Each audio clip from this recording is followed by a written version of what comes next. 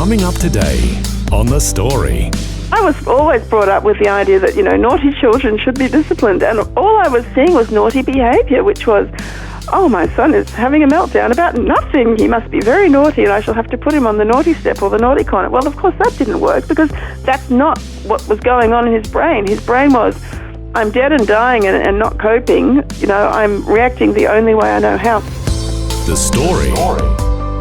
G'day, I'm Jimmy Colefax. Welcome to The Story. Well, last time, Eric Scatterbo spoke to author Cecily Paterson about her life journey and the events that shaped her into the writer she is today. This time, we're going to focus on one particular book she wrote and the events in her life that led to her writing it. It's called Love, Tears and Autism, an Australian mother's journey from heartache to hope. Cecily will honestly share about some of the struggles she's gone through being the parent of a child diagnosed with Autism Spectrum Disorder, or ASD. Once again, Cecily is chatting with Eric Scatterbo. Cecily Paterson, welcome back to the program. Thanks for having me. Glad to have you on once again, and we should say that, once again, you're joining us from Sydney. Yes, I am. Yep. And this book, Love, Tears and Autism, this is your most personal book, is that right? Yes, I think this is my most personal book. In fact, I'm sure of it, because basically it's all about me. My son, who's now grown up, he says, Mum, I made you famous. And I said, he said, you've written a book all about me. I said, no, darling, it's all about me. So it really is. It's all about my reactions and what I did and how I felt and things after my son was diagnosed with autism. Okay, well, let's find out about that. But first, can you give us some of the background or the events that led up to this part of your life? Yeah, so I had two children and I was pregnant with the third. And I noticed that my second child, who was a little boy, he just wasn't hitting the same sort of milestones as his older sister. She was 4 years older. They were born a week apart, 4 years apart. Mm-hmm. And we'd get to the same sort of family gatherings and, I'd think, oh, when she was one, she was doing this, but look, he's not. Mm. And when she was two, she was doing this, and look, he's not at all. And so I started to have some questions about what was going on with him. And the biggest thing for us was that he wasn't speaking. And I was really concerned about the not speaking. I also thought he was a bit naughty, but that sort of didn't factor into my, we have a problem here. So I went to speech pathologists and doctors.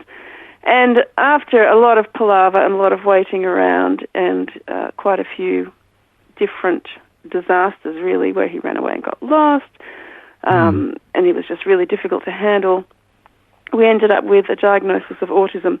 And so I had this 3-year-old who was almost impossible to handle because he was throwing 6 to 7 meltdowns a day, major meltdowns that you couldn't head off and you didn't know what was going on. I had now a 6-year-old daughter who was reacting with a great deal of stress, and then I had a baby as well because I was pregnant. That pregnancy came about, and life was pretty impossible. Oh, wow. Yeah, a lot going on all at that time. Yes, it was. There was a lot going on. And did you know anything about autism spectrum disorder? No, I had no idea about it. The only thing I connected with autism was the movie Rain Man and Dustin Hoffman repeating things over and over. That was all I knew.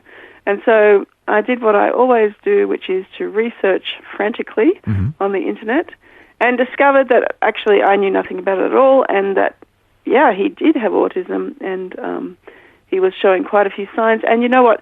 It's really interesting. Then I didn't pick any of the signs, but looking back, I can pick all of them.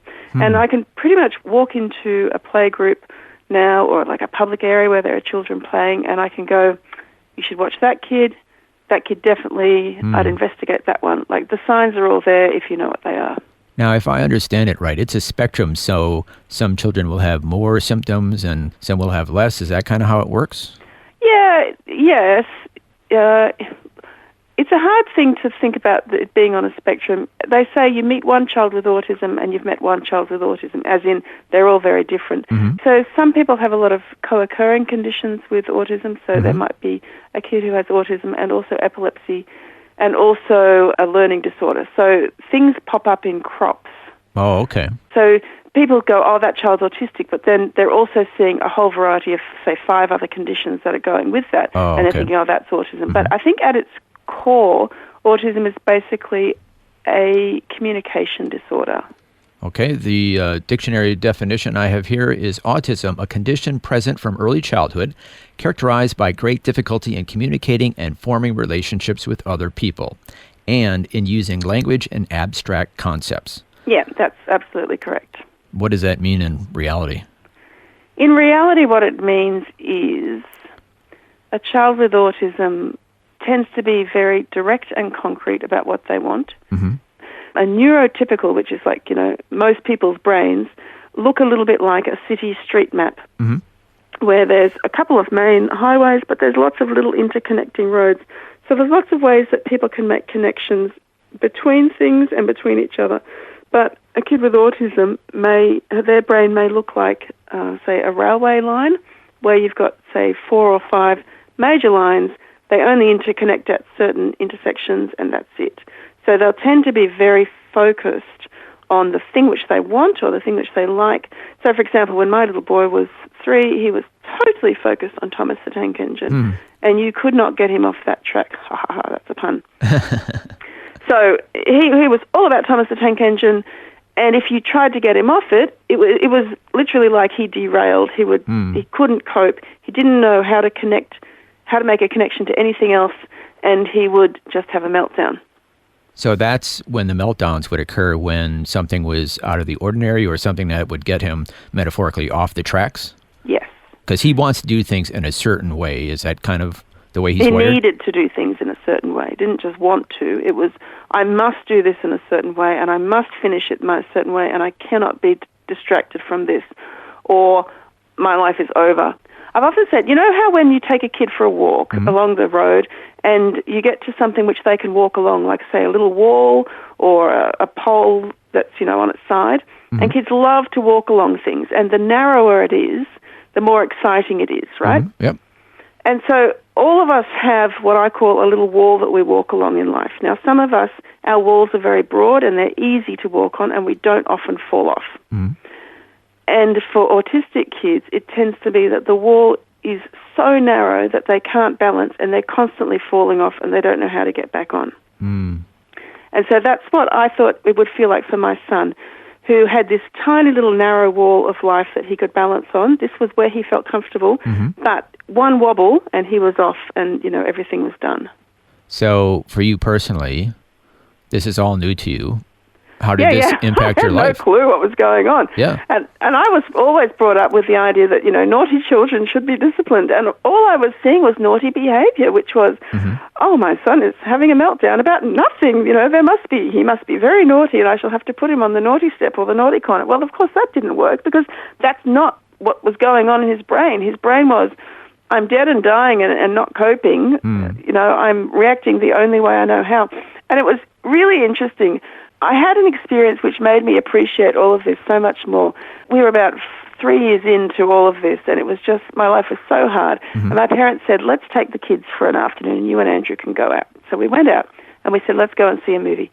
So we went to see, must have been a new Star Wars movie. It was so loud and so sort of action-y, and it was all this stuff coming at me in the theatre, and I felt really overwhelmed. And then we went into the city, and we walked around, and I looked at all the people, and I thought, there's so many people here, there's millions of people, and I felt really overwhelmed by that.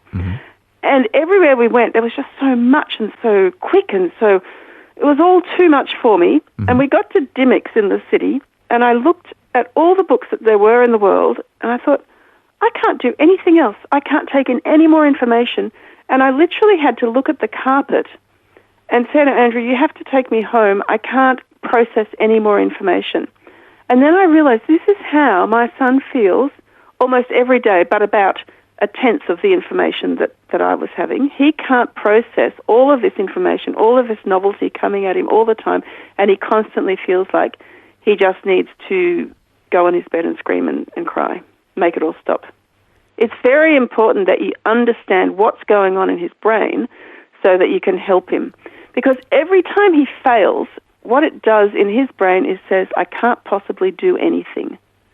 There's no competence being built. And with competence, as we all know, comes confidence. And if you have no confidence, you won't even try. So what we had to do was basically break every single thing in life down into tiny, tiny, achievable steps for him. So if he could achieve happily doing, a quarter of what most other people did without even thinking, then he would become more confident and more competent and be more willing to try new things. So it was just a matter of saying, in every single thing of life, even the things you think shouldn't cause anybody any problems, going, okay, divide this into 10 for each step, then divide each step into 4, and let's work on those tiny, tiny bites, constantly one after the other.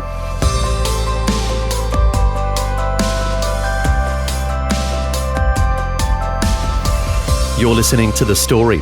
Our guest today is once again author Cecily Paterson, and today we're focusing on her book Love, Tears and Autism, an Australian mother's journey from heartache to hope. Next, we're going to find out more about what it's like to be a parent of a child diagnosed with Autism Spectrum Disorder. All that and more is coming up when we return. The Story